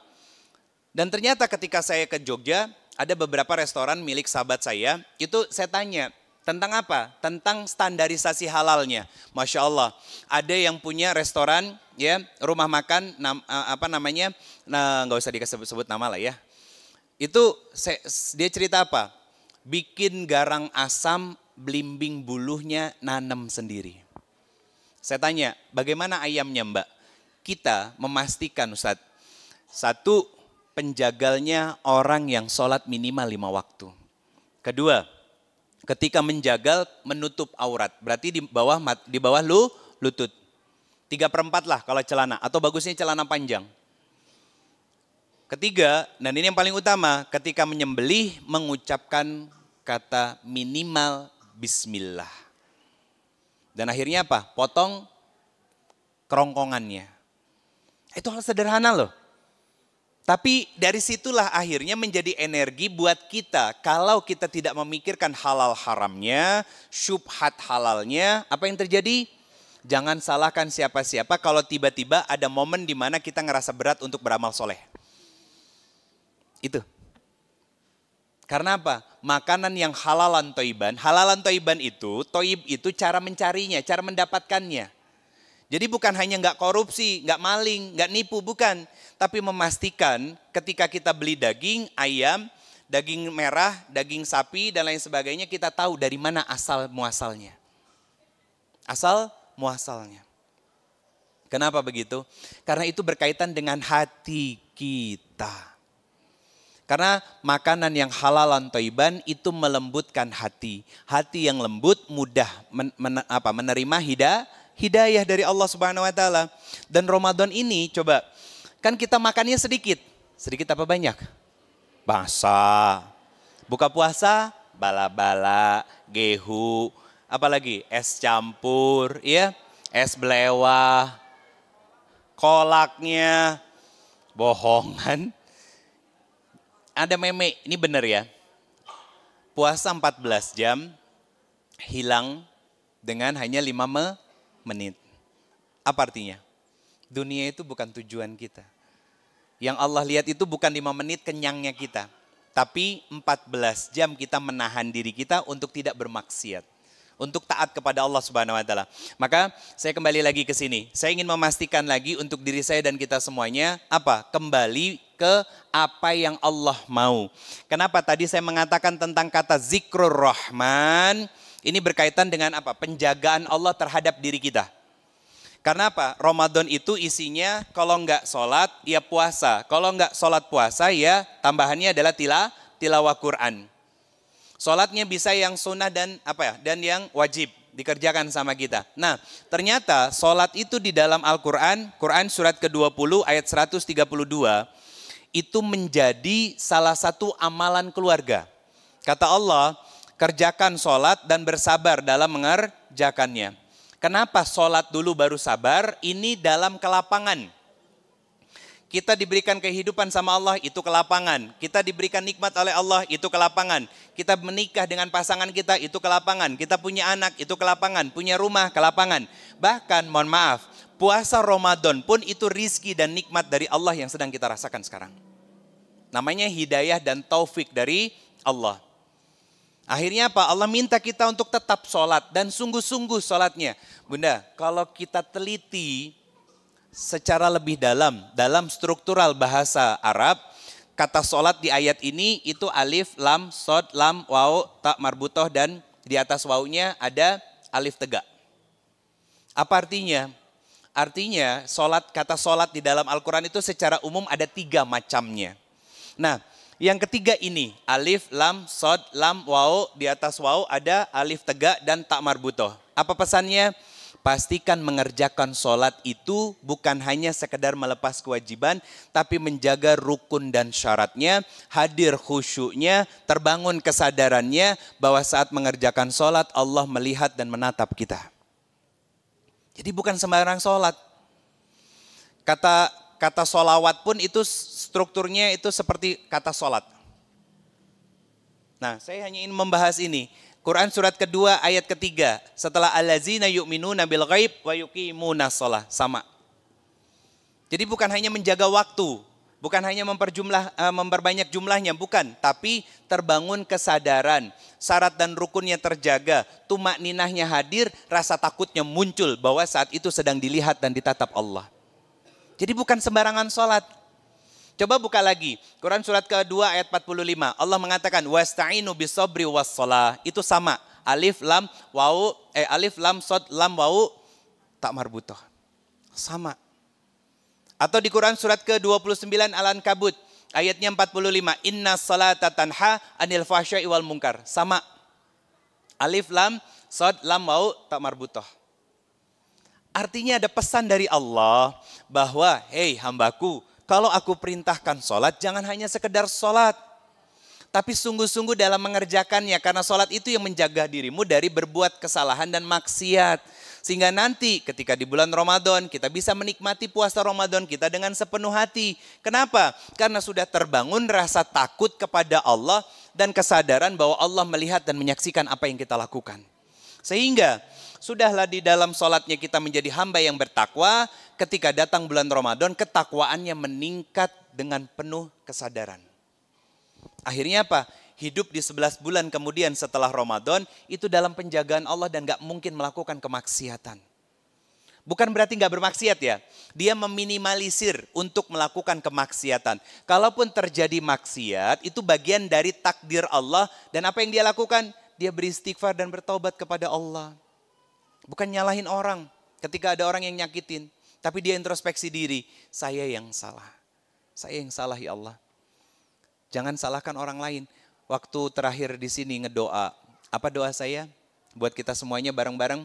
Ya Allah, hari ini saya berjanji saya telah memaafkan dan melupakan kesalahan orang-orang yang pernah berbuat zolim kepada saya. Betul? Belajar seperti itu. Saya tahu nggak gampang, tapi ketika kita menjadi hamba yang bertakwa di sisi Allah Subhanahu Wa Taala, apa yang Allah berikan? Hati yang lapang. Hati yang lapang itu disebut dengan satu kata, ridho. Apa arti ridho? Puas. Puas dengan apa? Puas dengan semua takdir dan ketetapan yang Allah berikan sebagai takdir dan ketetapan terbaik. Maka ketika datang bulan Ramadan, dia berpuas diri. Bagaimana cara dia berpuas diri? Dia ingin memastikan bahwa Allah memberikan syariat Ramadan kepada saya, berarti saya harus bersungguh-sungguh agar Allah pun ridho terhadap saya. Kalau Allah sudah ridho terhadap kita bunda, apa yang dilakukan sama Allah Subhanahu Wa Taala?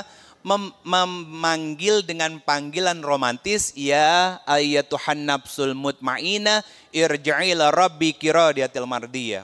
Kenapa Allah berikan keriduannya kepada kita? Karena kita ridho dengan semua ketetapan Allah dan takdir Allah. Takdir baik bisa bersyukur, takdir buruk bisa bersabar. Gak ada pilihan yang lain. Ketika diuji sama Allah, introspeksi diri yang munculnya. Bukan menyalahkan siapapun.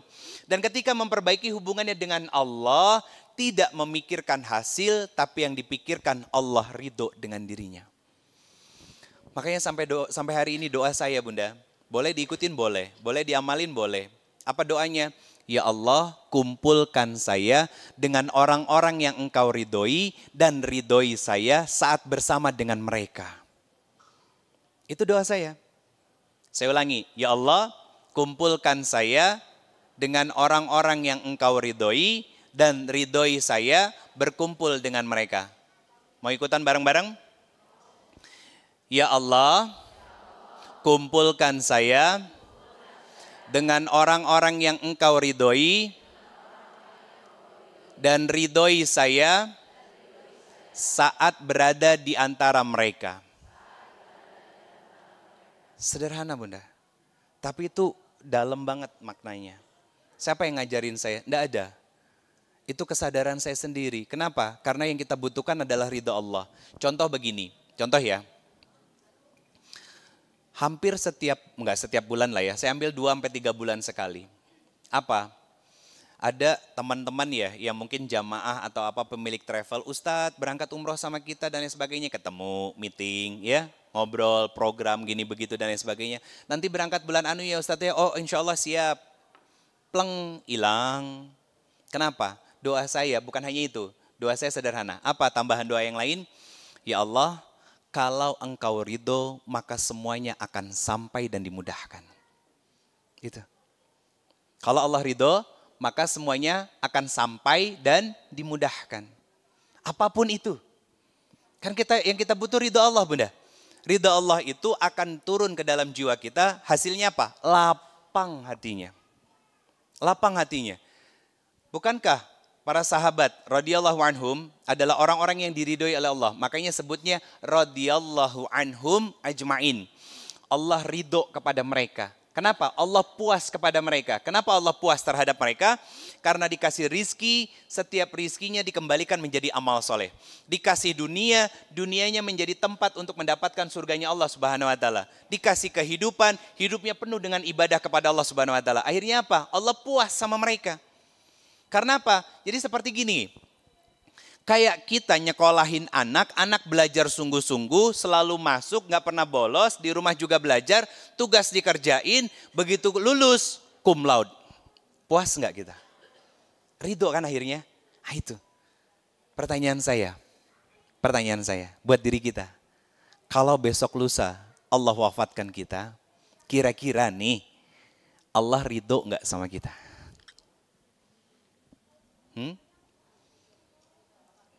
Gak usah pakai insya Allah. Yuk lihat diri kita. Insya Allah itu pembenaran. Beneran, coba gini. Datangnya insya, datang tuh. Apalagi yang undangnya pika sebelun. Pernah punya sakit hati, dia udah minta maaf, udah. Tapi masih ada luka dalam hati kita yang belum selesai. Jangan pakai insya Allah. Makanya saya bilang, kemarin aja di TV One aja sampai keceplosan. Saya nggak percaya insya Allahnya orang Indonesia. Habis itu saya mikir, ini nanti jadi masalah nggak ya saya ngomong begitu gitu. Karena di TV One itu juga nggak semua ustadz bisa masuk Bunda. Seleksinya luar biasa ketat banget. Karena dikawal langsung sama MUI. Karena salah satu ketua MUI yang sering ngisi di Damai Indonesia Aku TV One itu Kiai Haji Khalil Nafis. Makanya alhamdulillah rizki besar buat saya dan semoga ini bisa terus berkesinambungan ya. Menciarkan kebaikan-kebaikan yang Allah ridhoi. Nah, saya hanya ingin memastikan Bunda, saya dan kita semuanya, kalau besok lusa tuh ketika sebelum dicabut nyawanya, yang kata Nabi SAW adalah sakit yang paling sakit yang pernah dirasakan. Sampai Nabi mengatakan, ya Allah tolong timpakan semua rasa sakit dari sakratul maut ini kepadaku saja. Dan itu satu-satunya doa dari Nabi yang tidak dijabah oleh Allah Subhanahu Wa Taala. Kenapa? Biar kita juga ngerasain. Nah, sebelum sakratul maut itu datang, Allah bukakan hijab, inilah kesudahan kehidupan dari diri kita. Apa? Bisa surga, bisa neraka. Kalau surga, wajahnya tersenyum. Tapi kalau neraka, ketakutannya luar biasa. Pertanyaan saya, yang mana tuh kira-kira buat kita? Jangan dijawab. Gak usah dijawab. Saya ingin mengajak kita untuk selalu menjadi lebih baik lagi Bunda. Hari demi harinya. Jangan sampai ya nanti jadi penyesalan dalam hidup kita. Termasuk apa? Bukan hanya sikap kita kepada Allah, tapi yang paling penting juga sikap kita kepada sesama. Siapa saja? Pasangan, anak-anak, orang tua kita, dan lingkungan kita yang lebih luas. Kenapa begitu? Saya pernah menyampaikan dulu di sini tentang apa? Jadilah seorang istri yang sungguh-sungguh taat kepada suami tanpa tapi.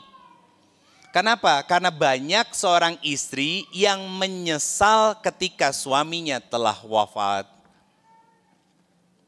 Kemarin saya ngisi di Depok, ada seorang istri yang 23 tahun menikah. Dalam 2 tahun ke belakang, suaminya meninggal. Apa kata beliau? Yang pertama kali keluar dari lisannya, Ustadz, saya menyesal. Kenapa Bunda menyesal? Saya belum sempat minta maaf kepada suami saya. Dia bilang belum sempat minta maaf kepada suami. Padahal beliau meninggal menjelang subuh. Malam harinya sebelum meninggal, suami saya itu mengucapkan kepada saya, Mama, terima kasih. Sudah menjadi pendamping hidup papa selama ini, jadi istri yang hebat, ibu yang luar biasa buat anak-anak. Maafin kalau papa selama ini banyak kurang-kurangnya, dan saya tidak merespon itu dengan kalimat maaf yang serupa. Saya hanya memegang tangannya saja waktu itu di atas kasur. Dan saya nggak tahu kalau ternyata itu menjadi permohonan maaf dan ucapan terakhir dari terima kasihnya di bumi.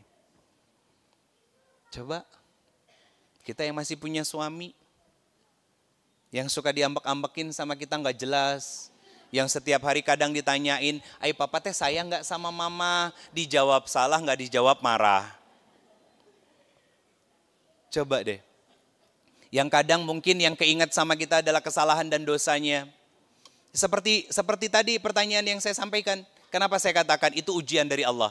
Apa jawaban saya yang kedua ketika suaminya berselingkuh tadi? Saya bilang apa? Bicara dari hati ke hati sama pasangan, Mbak. Tanya sama suami, kenapa dia berselingkuh? Apakah ada yang kurang dari diri ini? Tolong sampaikan biar bisa memperbaiki diri. Terus apa lagi? Yang ketiga, belajarlah untuk memaafkan karena kita sebagai hamba Allah pun banyak salah dan dosa. Terus jawab yang keempat apa lagi? Perbaiki kualitas ibadah Mbak. Karena apa? Karena saat renggang hubungan kita dengan pasangan, itu isyarat dari Allah bahwa hubungan kita pun dengan Allah sedang renggang. Terus apa jawab beliau? Yang saya tidak terima Ustadz, selingkuhnya sudah berzina. Saya tidak butuh penjelasan itu. Makanya ketentuan ketika bertanya sama saya, walaupun itu banyak yang dilanggar, apa? Boleh nanya, bukan curhat. Ini kalau udah sampai bilang apa? Suami saya selingkuhnya sudah berzina, ini sudah curhat. Sudah curhat dan saya tidak mau. Kenapa? Karena ini aib suami. Terus apa lagi?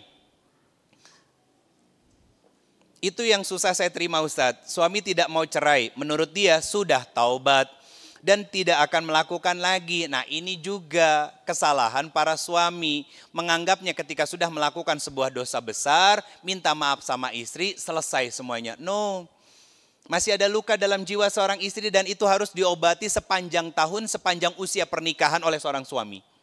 Gak bisa kalau hanya dengan kata maaf.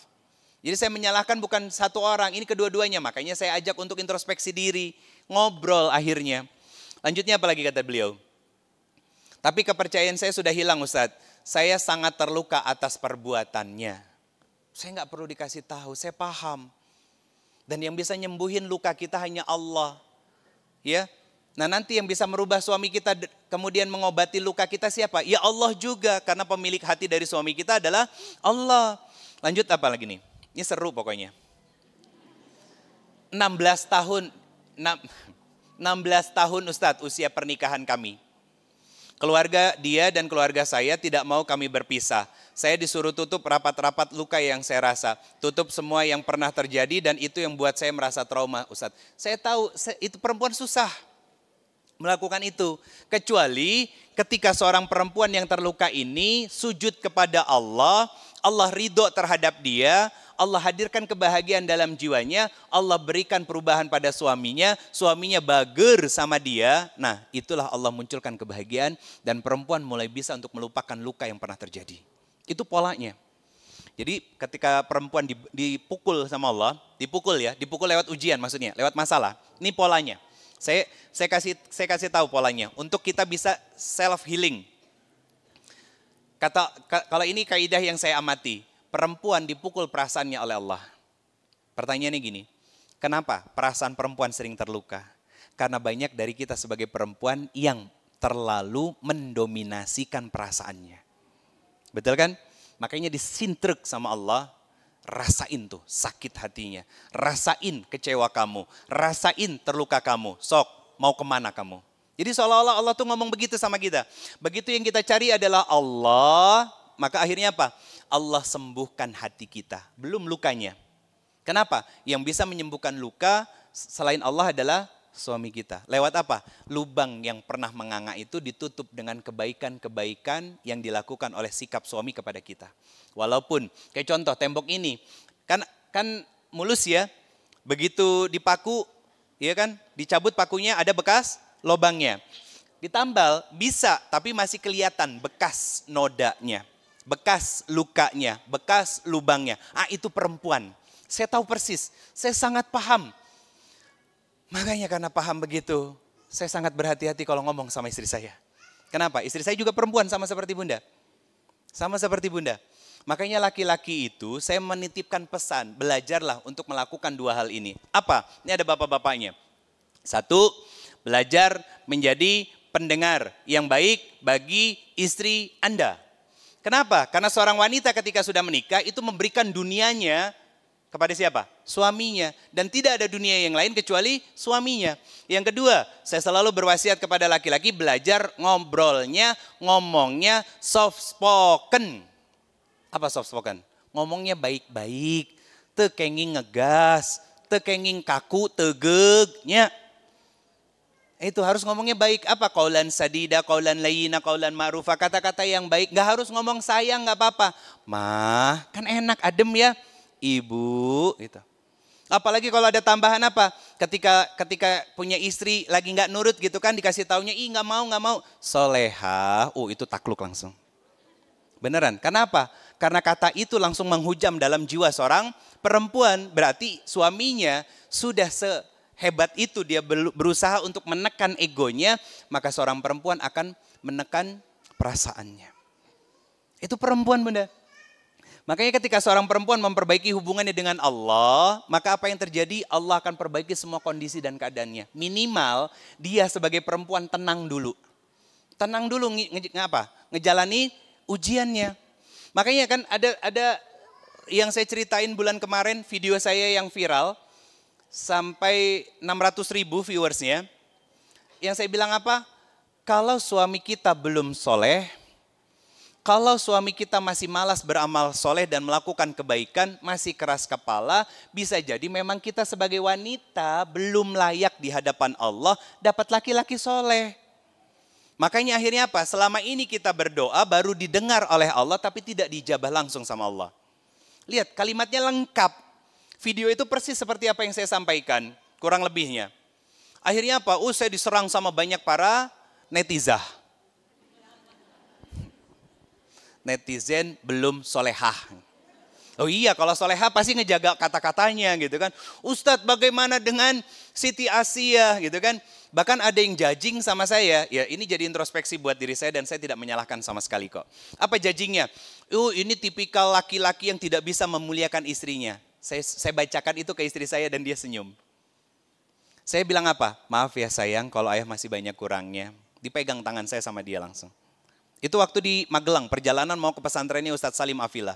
Lanjutan komennya apa lagi? Ada lagi, karena pernikahan itu harusnya apa? Saling berkasih sayang, perhatian, ya, tenggang rasa, memaklumi, memaafkan ketika salah agar bisa menjadi teladan buat anak-anaknya. Saya jawab, pret. Mbak, kalau ada masalah sama suami, jangan nyampah di konten orang. Udah selesai. Saya kasih emotikon ketawa, bukan ngeledek, bukan. Saya cuma ingin memastikan bahwa kita sadar diri. Jangan mudah judging sama orang kecuali menjudging diri kita sendiri. Menjudge diri kita sendiri. Menjadi hakim buat diri kita sendiri. Jangan pernah jadi hakim orang. Ada Bunda Yesi dan teman-teman mungkin yang sudah pernah ketemu sama istri saya. Sok sekali-kali tanya sama Teteh.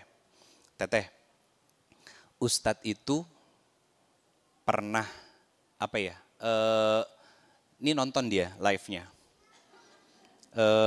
Ustadz itu saya tuh nggak punya, maksudnya gini, apa sih bahasanya? Saya nggak punya ekspektasi apa-apa sama istri saya. Kenapa? Buat saya dia adalah dia. Saya nggak punya, dia harus begini, harus begitu, enggak. Teteh itu pakai nikob, itu bukan saya yang suruh. Dulu waktu pernah mau pakai nikob, bilang sama saya, ayah boleh nggak? Saya cuma jawab, jangan sampai nanti malah pasang pakai dan membuat bunda kesulitan khususnya untuk makan. Kenapa? Kalau bunda ya pakai nikob pasang pakai nggak ada yang ngomongin, istri ustadz soalnya. Istri ustadz itu selalu disorot sama orang. Ya, akan selalu jadi objek pembicaraan. Makanya saya sangat jarang memposting tentang kehidupan pribadi saya di media sosial. Kenapa? Kehidupan pribadi saya cukup di dunia nyata. Media sosial buat seru-seruan sama beramal soleh aja buat saya. Enggak serius-serius amat. Makanya bunda kalau yang dekat atau kenal sama istri saya di media sosial, coba tanya aja. Saya nggak pernah berekspektasi apa-apa. Saya cuma pingin dia melakukan apa yang menjadi tugasnya sebagai seorang istri. Tanya aja sama teteh, gini, teteh, bahkan ada yang pernah tanya sama teteh langsung sebetulnya. Pertanyaannya gini, teteh, kan saya lagi ngobrol sama Ustadz dan Habib, salah seorang Habib sahabat saya di Jogja. Ngobrol di meja makan, para umahat sebelah sana, ada istrinya Habib, ada istrinya Ustadz, dan ada relawan, sahabat kita lah ya, jangan nyebut relawan kurang ahsan. Sahabat-sahabat kita yang lainnya. Ada yang nanya begini, teteh, kan Ustadz tuh lagi ngobrol ya, yang diobrolin dalil mulu. Apakah Ustadz kalau di rumah itu juga suka ngobrol dalil? Ketawa teteh. Kenapa? Saya di rumah sama teteh itu kayak anak kecil. Kayak anak kecil asli. Walaupun usia pernikahan kami sudah 14 tahun. Ngapain? Dia ngegigit saya saya kelek-ketek dia. Sederhana loh. Seasik itu loh rumah tangga tuh. Iya. Kemudian apa? Saya gigit dia mau ngebalas, saya keluar kamar dan kejar-kejaran. Kayak India-Indiaan gitu. Seseru itu loh rumah tangga. Seasik itu loh. Kenapa? Sederhana, karena bagi saya pernikahan adalah seni menggoreskan kenangan terbaik dengan pasangan halal kita. Sehingga siapapun yang lebih dulu meninggal, makanya saya pernah cerita di sini kan, istri saya pernah nanya, teteh tuh pernah nanya, ayah kalau bunda meninggal lebih dulu, ayah nikah lagi enggak? Pasti udah punya jawaban kan, Ustadz pasti nikah lagi gitu. Saya nggak jawab itu. Yang saya jawab apa? Salehah, kalau betul bunda meninggal lebih dulu, ayah akan doa kepada Allah, ya Allah saya ridho Febri, ridho terhadap khidmat dan taatnya istri saya selama ini. Kenapa sayang? Ayah itu yang ayah jawab. Karena kata Nabi SAW ketika seorang suami ridho terhadap istrinya, maka terbebas dari siksa kubur dan Allah bukakan 8 pintu surganya Allah Subhanahu Wa Taala. Kenapa begitu sayang? Yang mata dia sudah mulai berkaca. Bukan karena pakai kacamata, sudah mulai basah. Kenapa sayang? Karena ayah pingin besok lusa di akhirat bunda yang menjemput ayah masuk ke dalam surganya Allah Subhanahu Wa Taala. Pecah tangis dia. Dan dia nggak bertanya lagi, nikah nggak? Nggak. Bagi dia sudah cukup keridhaan dari suaminya. Bagi dia sudah cukup keridhaan dari suaminya. Walaupun kita sama-sama punya masalah pasti, punya kekurangan pasti. Cuman itu tadi, masalah yang ada dalam kehidupan kami nggak pernah keluar rumah bunda. Jangan sampai ngobrol masalah rumah dengan obrolan yang murah. Kemana? Media sosial orang lain. Karena sebesti-bestinya besti kita bisa nusuk dari belakang. Kan dia tahu cerita kita semuanya, kalau sudah jadi musuh, semua keburukan kita tentang keluarga kita diceritain lagi sama orang. Tidak ada teman paling nyaman untuk bertukar cerita kecuali pasangan. Tidak ada tempat paling nyaman dan indah untuk kita meluahkan semua masalah kita kecuali sujud kepada Allah Subhanahu Wa Taala. Dan momentum Ramadan harusnya membangun kesadaran itu. Itu. Kalau ditanya, Ustadz pernah marah nggak sama teteh? Ya pernah. Saya marahnya saya satu diem. Ya, diem. Kalau lagi ngomong, terus tiba-tiba dipotong, saya naikin intonasinya, bukan ngebentak. Bukan laki-laki sejati yang suka ngebentak-bentak itu. Bukan laki-laki sejati yang suka teriak-teriak itu.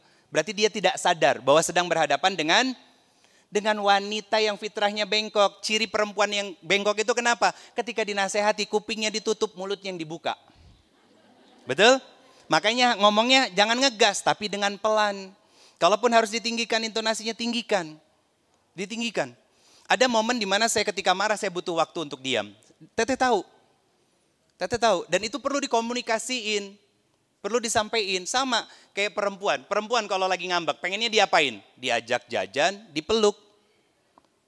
Perempuan secara normalnya begitu. Kalau ada yang ngomong enggak juga, ketahuan. Tarak dikitukan sama suaminya. Ketahuan. Karena perempuan secara standar defaultnya sama semuanya. Kenapa ada perempuan yang tiba-tiba nyeletuk, nggak harus begitu kok Ustadz. Karena dia tidak mengalami hal yang seperti itu. Akhirnya badannya mengalami resistensi perasaan. Kenapa? Dulu pernah berharap, kecewa. Akhirnya apa? Harapannya hilang, ya sudahlah, dah suami saya mah begini. Itu akhirnya kan keluar kalimat, nggak semuanya Ustadz, no. Semua perempuan itu seperti itu. Kenapa? Di Quran surat 30 ayat 30, manusia itu diciptakan dengan fitrah. Fitrahnya perempuan, senang disayang, senang diperhatiin, betul kan? Senang dipeluk, senang dijajanin, apalagi beli barang-barang yang lucu. Betul kan? Coba, seandainya nih satu masjid, Al-Irsyad nih jamaah yang hadir ibu-ibunya, suaminya tahu tentang bagaimana cara memperlakukan istrinya, saya katakan besok-besok masjid ini sepi. Kenapa? Karena istrinya sudah dibahagiakan sama suaminya dan gak mau lagi belajar ilmu agama kecuali dari suaminya sendiri. Kenapa? Karena suami yang bisa melakukan hal seperti itu adalah suami yang ngerti ilmu agama. Dan bukan hanya ngerti, tapi mengamalkan. Karena banyak kasus terjadi, orang-orang yang pada level ngerti ilmu agama pun masih banyak menzolimi dan menyakiti hati istrinya. Di bulan puasa ini, semoga Allah rahmati kita dan perbaiki semuanya. Kita bisa menjadi hamba yang bertakwa di sisi Allah Subhanahu wa Ta'ala, bisa menjadi orang-orang yang terbaik di 11 bulan kemudian. Kebaikan-kebaikan di Ramadan saya sangat berharap dan minta, saya berdoa kepada Allah, Allah limpahkan rahmat dan taufik kepada kita untuk menjaga konsistensinya. Ustadz tadi ngomongin keluarga, bagaimana kita para singlilah, berbaktilah pada orang tua Anda seperti apapun dan bagaimanapun dia. Ya, kenapa? Karena tanpa ada orang tua kita nggak mungkin terlahir di dunia. Tanpa ada mereka nggak mungkin kita ada di tempat ini. Tanpa ada mereka, perjuangan mereka yang mau menukar nyawa agar kita bisa terlahir ke dunia ini, kita nggak akan pernah menjadi seorang anak. Apalagi kita sudah menjadi orang tua, maka sikap anak-anak kita itu tergantung dari sikap kita kepada orang tua. Sikap kita kepada orang tua menggambarkan kualitas dari sikap kita kepada Allah. Makin baik hubungan kita dengan Allah secara kualitas, maka interaksi sosialnya Allah jaga dalam kebaikan-kebaikan yang Allah ridhoi. Ustadz, kalau saya sudah berbuat baik kepada siapapun, tapi kenapa masih ada orang yang nyakitin saya? Saya tanya, ngebalas enggak? Enggak, maka itu jadi ujian buat Anda. Jadi ujian buat kita, jadi ladang pahala buat kita. Jadi amal soleh buat kita, dan semoga itu bisa menambahkan berat beban mizan kita di akhirat, sehingga Allah ridhoi kita dan Allah masukkan kita ke dalam surganya Allah Subhanahu wa Ta'ala. Mohon maaf lahir dan batin, mangga Bunda kalau ada yang ingin bertanya, mungkin sekitar 15 menit ya. Jangan terlalu lama, karena memang waktu memulainya juga saya tadi tidak seperti biasanya. Jadi saya izin untuk membatasinya, saya kembalikan lagi ke MC. Jazakumullah khairan kasir. Saya berharap ini menjadi momentum Ramadan terbaik dalam hidup kita. Masih ada sisa sekitar 18 hari lagi. Yuk sama-sama perbaiki, tingkatkan, dan selalu evaluasi hari-hari sebelumnya yang sudah kita lewati. Assalamualaikum warahmatullahi wabarakatuh. Jazakallah Ustadz untuk mauizatul hasanahnya untuk kita semua. Masya Allah ilmu yang luar biasa, insya Allah bermanfaat. Ibu dan Bapak semua dibuka satu pertanyaan aja ya. Karena waktunya sudah mepet. Mangga siapa? Ya Ibu ya. Bismillah, Assalamualaikum warahmatullahi wabarakatuh. Waalaikumsalam warahmatullahi wabarakatuh. Semoga Allah merahmati dan menjaga Ustadz dan keluarga. Amin, amin. Saya izin meminta nasihat dari Ustadz. Ustadz, qadarullah 8 tahun yang lalu, saya dan keluarga mengalami musibah. Saya kerampokan dengan keluarga Ustadz. Insya Allah sekarang sudah ridho. Tapi selama kurun waktu 1,5 bulan itu kami dalam posisi di bawah Ustadz. Yeah. Bukan hal yang mudah untuk bangkit. Yeah.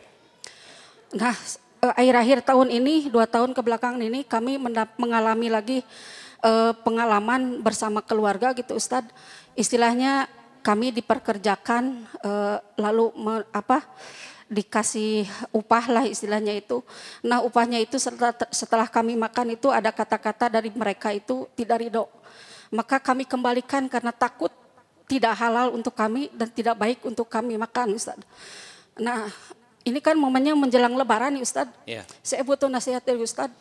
Kalaupun kita menghindar Ustadz, apakah itu hal yang lumrah Ustadz? Soalnya kita kan, saya ingin sekali menjaga hati Ustadz. Yeah. Kalau bertemu pasti sakit hati itu terbuka lagi Ustadz. Yeah. Nah saya ingin nasihatnya itu, apa yang harus saya lakukan untuk membersihkan hati saya kalau saya sudah ridho dengan apa-apa yang sudah terjadi di masa lalu dan dengan keluarga ini sepertinya belum usai-usai gitu Ustaz. Iya. Syukron. Assalamualaikum warahmatullahi wabarakatuh. Waalaikumsalam warahmatullahi wabarakatuh. Baik, saya tertarik dengan apa yang beliau sampaikan tentang bekerja, terus diberikan upah, dan yang memberikan upah itu mengatakan tidak ridho. Sebetulnya itu halal, sudah halal. Karena apa? Karena itu hak kita setelah kita bekerja. Nah, buat Bunda Teteh yang punya karyawan, ya, mungkin punya bisnis online, punya toko, punya usaha, ya. Saya menitipkan satu pesan, bayar gaji karyawan sebelum keringatnya kering. Itu kata Nabi SAW. Artinya gini, jangan ditunda. Kalau gajiannya tanggal 5, misalkan ya, dan ternyata tanggal 5 itu hari Ahad, maka majukan, jangan dimundurkan. Dimajukan. Kenapa? Itu cara kita untuk mensyukuri nikmat Allah lewat kebersyukuran kita kepada karyawan kita. Itu apresiasi namanya. Ya. Nah, sebetulnya itu halal.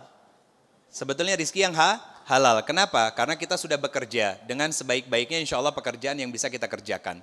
Nah, kemudian yang kedua, untuk menjaga hati dengan keluarga, ini terutama keluarga, itu harus bagaimana? Jaga jarak boleh. Kayak contoh ya, saya bukan membuka aib, ini jadi pelajaran. Saya punya om kandung dari adik dari mamah saya. Qadarullah, Allah yarham, kakek itu, datuk saya, itu dulu itu almarhum itu tuan tanah di Lampung, karena beliau transmigrasi. Dulu tuh zaman dulu itu orang-orang yang ketika butuh beras, ya, itu nukarnya pakai tanah. Nah, tanah yang dikumpulin itu, begitu kakek meninggal, habis oleh paman saya, om saya. Bahkan yang sebenarnya menjadi waris buat mama itu dihabiskan sama beliau. Apa pelajarannya? Belum selesai sampai di situ. Bahkan sampai pernah ada satu momen om saya itu mendatangi mama saya bawa golok. Kenapa? Kata beliau sambil teriak, jangankan kamu. Maksudnya itu ke kakaknya sendiri, ke tetehnya sendiri. Jangankan kamu, suami kamu saya gorok juga lehernya. Itu kata om saya. Yaitu jadi ujian buat saya dan keluarga, ya. Nah, adik-adik saya punya adik 2, laki-laki semuanya. Alhamdulillahnya sudah sold out semua ya. Jadi jangan nanya masih single, masih bujang, udah nikah apa belum. Udah sold out semuanya. Adik saya ini itu tidak pernah berkunjung dan silaturahmi ke rumah om saya karena tahu bagaimana sikap perilaku beliau kepada mama. Tapi saya tetap datang. Bukan karena saya nggak bisa menjaga hati saya. Justru saya harus mendatangi orang seperti itu untuk memastikan bahwa hati saya tidak ada dendam karena saya melihat beliau. Selain sebagai om, beliau adalah hamba Allah. Itu cara saya. Jadi ada beberapa orang di Bandung ini gitu ya, yang pernah mencela saya, memfitnah saya pernah ketemu dia. Dan saya jalan papasan biasa senyum. Yarhamukallah. Kenapa? Bukan saya sok suci, bukan. Saya punya salah, saya punya dosa. Tapi saya memastikan hati saya itu baik-baik saja ketika bertemu dengan mereka. Harus ketemu. Nah, kalau ternyata sudah ketemu masih ada terluka, jangan-jangan kita belum betul-betul memaafkan mereka. Bagaimana caranya? Itu tadi proses introspeksi diri itu penting. Di Quran surat Ali Imran ayat 133 ini ada lanjutannya 134. Itu tentang apa? Belajar menahan amarah dan juga memaafkan kesalahan orang lain. Apa pelajarannya? Kita bisa memaafkan kesalahan orang lain asalkan kita sadar kita adalah hamba Allah yang perlu dimaafkan juga oleh Allah. Ya. Nah sekarang gini, ada satu kisah, saya tutup dengan kisah ini jadi pelajaran. Tahu Wahsy pernah membunuh Hamzah, ya, budaknya Hindun, ngambil jantungnya Hamzah, dibawa ke Hindun. Begitu masuk Islam, dia diminta untuk menceritakan oleh Nabi SAW tentang bagaimana cara dia membunuh pamannya. Akhirnya diceritakan apa yang terjadi sama Nabi SAW, sedih nabinya. Nabinya sedih. Akhirnya Nabi bilang kepada Wahsy, apa? Kita kalau bisa jangan sering-sering ketemu. Karena apa? Karena melihatmu terbayang pamanku. Pertanyaan saya, apakah Nabi dendam? Tidak. Apakah Nabi marah? Tidak. Apakah Nabi tidak memaafkan? Tidak.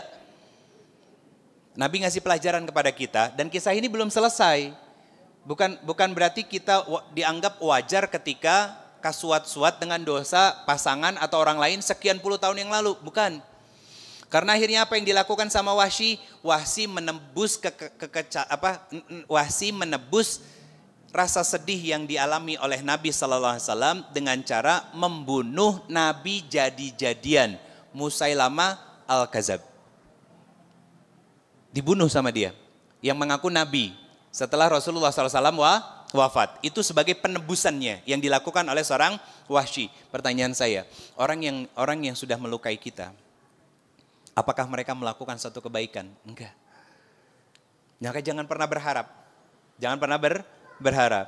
Apa yang harus dilakukan? Kitalah yang tetap berbuat baik kepada siapapun orang dan hamba kita.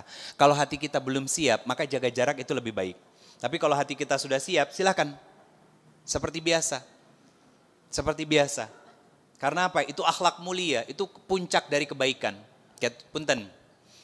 Ada nggak di antara kita di sini yang nggak pernah disakitin sama orang? Nggak ada ya. Nah itu PR kita. PR kita. Makanya waktu tadi saya sampaikan apa? Allah ngasih pelajaran kepada kita untuk tidak melakukan hal yang serupa kepada orang lain.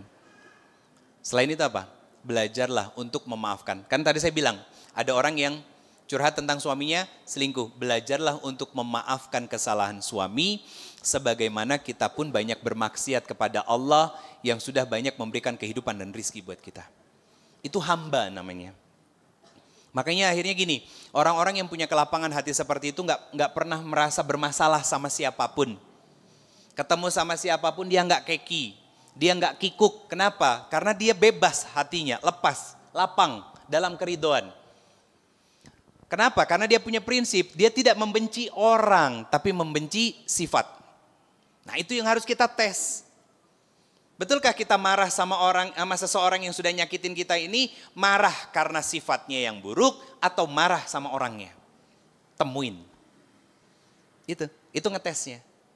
Tapi kalau kita masih jengkel, kesel, luar biasa dan sampai nggak mau ketemu sama mereka, sikap kita salah. Kenapa? Karena kita bukan marah sama sifatnya tapi marah sama orangnya. Itu namanya dendam. Tidak boleh. Tapi kalau kita masih mau ketemu, ya ketika ketemu ya walaupun memang terkadang terpaksa untuk tersenyum gitu ya. Terpaksa untuk tersenyum dan rasanya berat, tapi itu sudah jauh lebih baik. Berarti kita tidak pernah dendam sama dia, kita tidak pernah marah sama dia, tapi kita hanya membenci sifatnya. Ya, beda kan? Beda kelihatannya. Itu tinggal dilihat sama diri kita sendiri. Habis itu kalau sudah memastikan semuanya baik dan fine, jaga jarak, boleh. Untuk apa? Untuk menjaga kewarasan dan kesehatan mental dan hati kita. Walaupun dia saudara kita sendiri, lahir mungkin dari rahim yang sama, tapi Allah tidak menjamin kita punya kesamaan dalam karakter-karakter, kesamaan dalam pikiran, kesamaan dalam hal-hal untuk senang melakukan kebaikan yang sama seperti halnya kita. Belum tentu. Belum tentu. Kenapa? Sam, Ham, Yafet, anak Nabi Nuh alaihissalam itu beda sama Kan'an. Betul? Satu rahim itu. Satu ayah itu. Saudara itu. Tapi Kan'an durhaka kepada Allah dan Rasulnya. Jadi pelajaran untuk kita. Apa? Bahwa tidak semua yang baik akan melahirkan yang baik. Ketika nanam jagung pasti akan ada gulmanya, ada rumputnya. Itu yang harus kita jaga dan kita bersihkan agar tidak merusak yang lainnya. Sama. Kita boleh marah tapi jangan pernah membenci orangnya agar tidak merusak hati kita dan merusak amalan-amalan yang lainnya. Allahu a'lam bishawab. Jazakumullah khairan katsir. Semoga kita selalu dijaga dan dirahmati oleh Allah Subhanahu wa taala. Mohon maaf lahir batin Bunda semuanya, walaupun Ramadan Lebaran Idul Fitri masih lama, kan nggak mungkin saya nge-WhatsAppin satu-satu dah, saya nggak tahu nomornya Bunda. Iya.